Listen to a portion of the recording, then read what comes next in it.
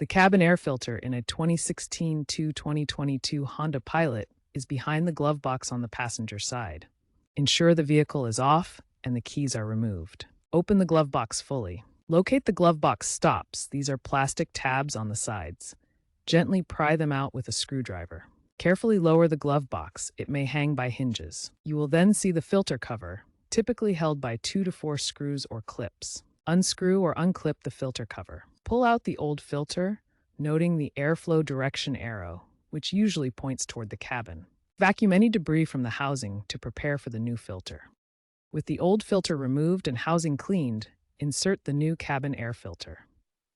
Ensure the airflow direction arrow points toward the cabin, matching the old filter's orientation. Carefully slide the new filter into the housing, ensuring it fits securely. Reattach the filter cover by screwing or clipping it back into place. Lift the glove box back into position, aligning it properly with its hinges. Reinsert the glove box stops on both sides to secure it in place. Test the AC system by turning it on and checking for proper airflow and improved air quality. Replace the cabin air filter every 15,000 to 25,000 miles or annually for optimal performance.